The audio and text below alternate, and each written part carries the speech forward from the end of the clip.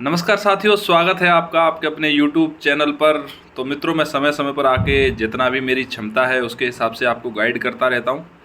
और कई बच्चों को अच्छा लगता है, कई लड़कों को अच्छा नहीं भी लगता होगा, लेकिन कोई दिक्कत नहीं है। अगर कोई एक बच्चा भी अगर मेरे समझाने से या मेरे मार्गदर्शन से प्रभावित होता है या लाभान्वित होता है तो मेरा वीडियो बनाना सफल है बेटा। तो हम बेटा आज के टॉपिक पर आते हैं कि क्या है गुरुजी ऐसा कि हम कई वर्षों से तैयारी कर रहे हैं लेकिन सिलेक्शन नहीं हो पा रहा है, क्या दिक्कत आ रखी है। या मैं एक बात कह दूं गुरुजी, अगली बार अगर मैं सिलेक्शन चाहिए 2024 का जो निकला है वैकेंसी, 2025 में जो एग्ज़ाम होने वाला है उसमें हमें चाहिए सिलेक्शन, तो उसका तरीका क्या होगा, किस प्रकार सिलेक्शन हो सकता है। तो देखो बेटा, मैं सीधी बात करता हूँ, इधर उधर की बातें कम ही करता हूँ। तो सीधी बात मैं आपसे करूंगा। पहली बात तो ये है बेटा कि आपको नवंबर के महीने में सबसे पहले आपकी जो सबसे कमज़ोर सब्जेक्ट हैं उनको कंप्लीट करना पड़ेगा। ठीक है, हम लोग क्या करते हैं बेटा, कभी अपनी कमज़ोरियों पे ध्यान ही नहीं देते। हमारा जो स्ट्रॉन्ग पार्ट है उसी को बार बार पढ़े जा रहे हैं। एक बार पढ़ा, दो बार पढ़ा, तीन बार पढ़ा, क्योंकि हमें मज़ा आ रहा है।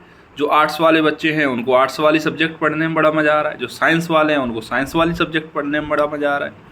साइंस वालों को राजस्थान की हिस्ट्री, आर्ट एंड कल्चर परेशान कर रही है। आर्ट्स वालों को तो सारी चीज़ें परेशान ही करती रहती हैं, दो तीन सब्जेक्ट को छोड़ दो तो। ठीक है, तो हम लोग क्या करते हैं बेटा, अपने कंफर्ट जोन में बने रहते हैं। जो चीज़ हमें पहले से आती है उसी को बार बार पढ़ते रहते हैं और अपना बेड़ा गर्क करते रहते हैं।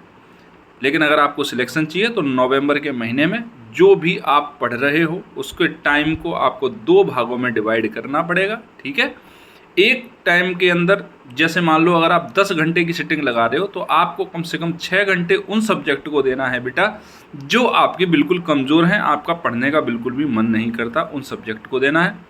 और दूसरी बात बेटा, जो दूसरा बाकी समय बचा है आपका 4 घंटे का, जो आपके स्ट्रॉन्ग सब्जेक्ट हैं वो उनको देना है। इस तरह से आपके टाइम को आपको डिवाइड करना है। दूसरी बात, क्या गुरुजी बिना रिवीजन के काम चल सकता है क्या, बिना टेस्ट के काम चल सकता है, बिना प्रैक्टिस के काम चल सकता है क्या? नहीं चल सकता बेटा। जो भी टॉपिक आप पढ़ो पहले उसका इंडिविजुअल ही रिवीजन करो, फिर उसके बाद इंडिविजुअल उसके क्वेश्चंस लगाओ और उसके बाद पूरी सब्जेक्ट खत्म होने के बाद मिक्स्ड क्वेश्चन लगाओ। क्योंकि आपने देखा होगा बेटा, आपसे एग्जाम के अंदर हमेशा मिक्स क्वेश्चन पूछे जाते हैं। और जब हम अपने ब्रेन को इस प्रकार से ट्रेंड करते हैं कि इंडिविजुअल टॉपिक के हिसाब से ही हम क्वेश्चन लगा पाएँ तो फिर एग्जामिनेशन में हमें दिक्कत आती है।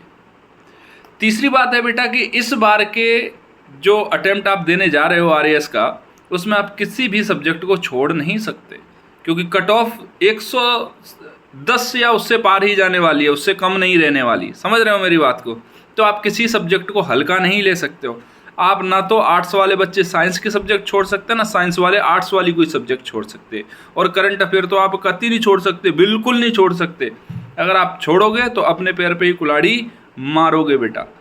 तो आपको सारी सब्जेक्ट को बराबर ध्यान देना है। सारी सब्जेक्ट, किसी एक सब्जेक्ट को भी आप इग्नोर नहीं कर सकते, किसी को नहीं छोड़ सकते।